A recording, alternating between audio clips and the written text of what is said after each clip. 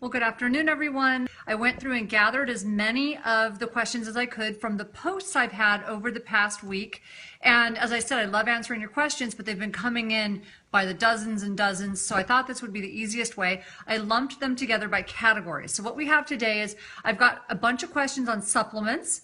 I have a couple on corn, agave, coffee, a few questions on wheatgrass, anxiety and depression, which we always have. And then I've got some on the Omni diet and a few questions on pregnancy. So I'm just going to answer these sort of in order the way they came in. A couple of the questions that came in on supplements. Should you take them on an empty stomach or should you take them with food? And the answer is there's actually not really a set way to take a lot of supplements, many of them, but there is with some of them. For example, iron and probiotics are best taken on an empty stomach if you can tolerate it. So if it makes you nauseous, obviously, then you're going to do better if you take them with a little bit of food.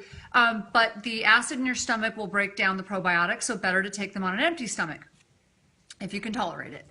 However, some of your other fat-soluble vitamins like A, D, and E are best taken with fat. So not just with food, but with fat.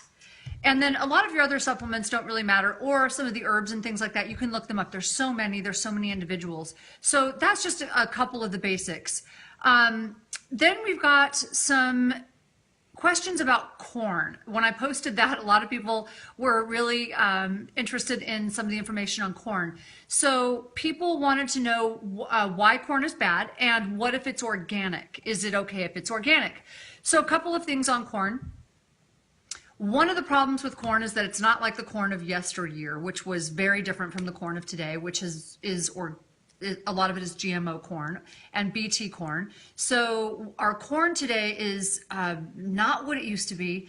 And the corn that we have now, one of the reasons people are reacting to corn is not just the corn itself, but it's because of all the byproducts of corn. It's in everything, almost all processed foods. So corn oil, corn starch, corn everything. It's in everything. And that is, we're just overexposed. That's one of the reasons. The other reasons are corn actually has like 21 mycotoxins in it. So it's got fungi and it's got aspergillus, which is a mold.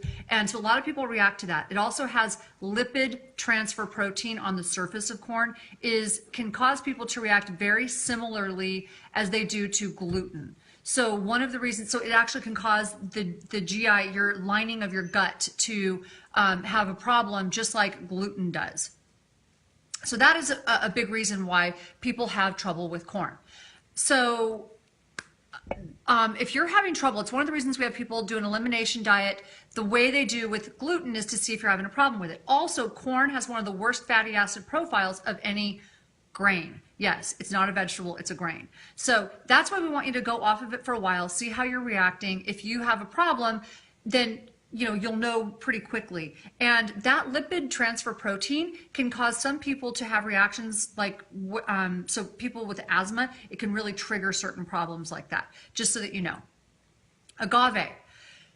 Agave, a lot of people want to know what the problem is with agave since it's like the darling sweetener and it's a vegan sweetener and it's low glycemic, right? So yeah, this wonderful low glycemic sweetener, what is the problem? They still use it in like all these healthy restaurants and all these healthy recipes.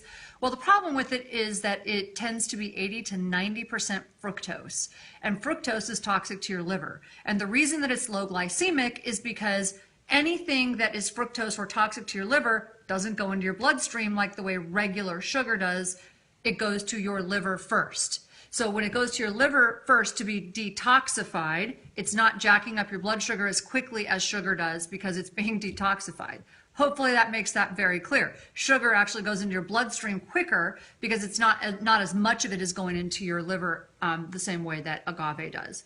And then there was a second part to that question that was posted with some of my sugar posts was, what about stevia? Isn't it technically processed?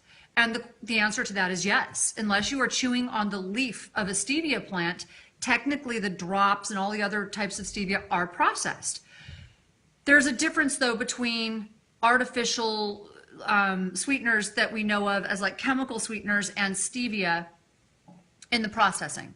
So when you're talking about, say, sucralose, that type of processing to come up with a sweetener that is created from a chemical versus something like stevia, it's different. And by the way, I think sucralose is one of the most amazing creations on the planet if you're trying to kill ants.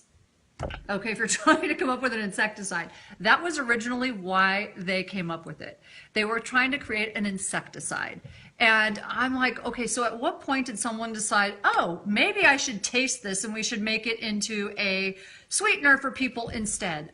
I'm really curious about that whole story.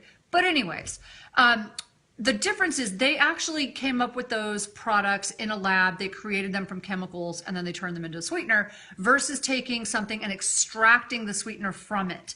Is it processed? Yes, it is. But there's a different processing that goes on. At this point, I don't have the studies to show that stevia has the negative side effects that other sweeteners do. Education is an evolution. If it happens, if they come up with something really negative about stevia, I will tell you.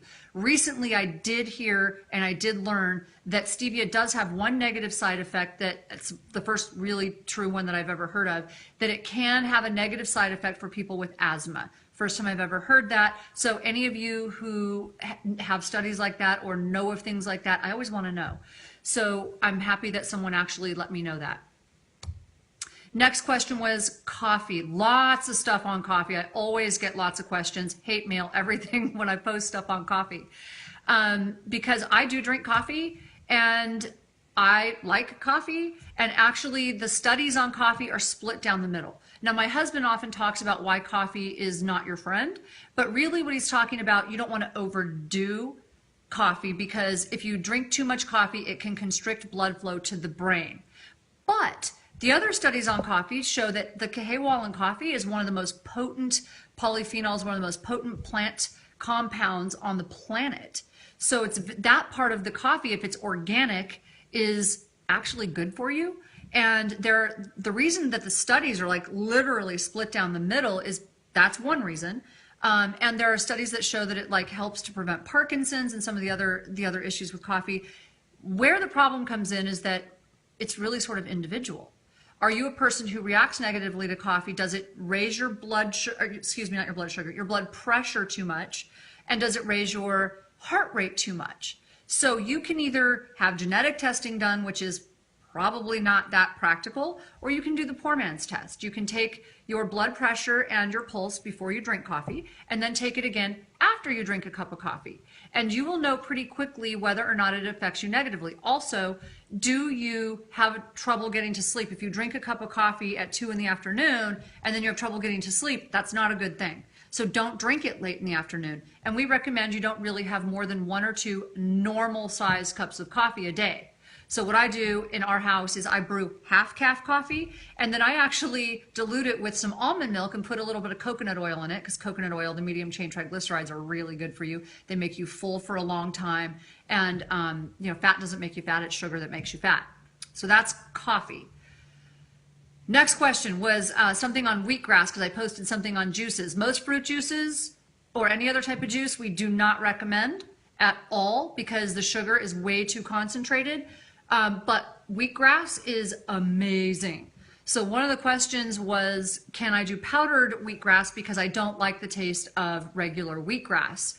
And can you? Yeah. I mean, it's still going to help to alkalinize and all that stuff, but obviously regular fresh wheatgrass is the best way to drink it. You should drink it within, like, as soon as you can after it's juiced. You don't want to really go more than 20 minutes if you can. Wheatgrass actually has 19 of the amino acids. It has 90 minerals, and it is extremely close to the molecular structure of red blood cells. So it's known to give people really quick energy, and it's very alkalinizing. It will give you a quick boost of energy. So really good for you. So if you're feeling that afternoon, sluggish dip, that energy dip in the afternoon, which is another question I get all the time. I get this afternoon dip. Well, it could be a lot of things. You could be having a blood sugar drop. It could be a brain issue.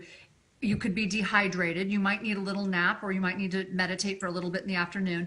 But if you have some wheatgrass and hydrate, and maybe have like a half of an apple with some protein, or just a few nuts and some berries, you're probably going to help boost your energy really quickly. That's a little trick that I often do.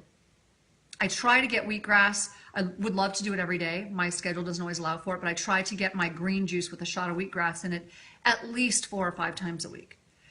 So next was things for anxiety and depression. And this, obviously because of what we do, these are questions that are constant. Anxiety, depression, focus. Obviously there's a reason we make nutrition a cornerstone in our clinics. It matters.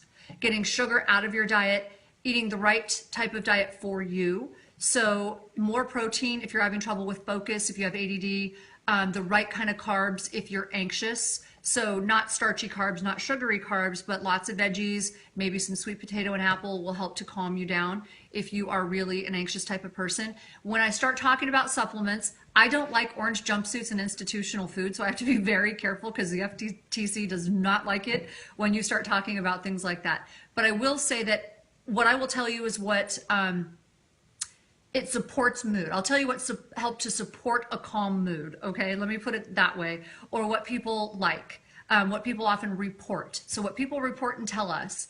So for anxiety, 5-HTP can help to support a calm mood. And let me make it very clear, this is not a replacement for you getting checked and having medical, having a doctor actually help you to figure out what's going on. So, but 5-HTP or GABA can sometimes help to support a calm mood. If your depression is because you are anxious and have an overactive brain, the 5-HTP and the GABA, same thing. If it's because you have an underactive brain, and sorry, I got cut off for a second. If it's because you need to support boosting your brain, then something more like SAMe might help. And we have a quiz called a brain health assessment on our website. That can be very helpful in telling you what your issue might be. And food and mood really matters. So what I told you about your diet, and I talk about all of this in depth in the Omni diet.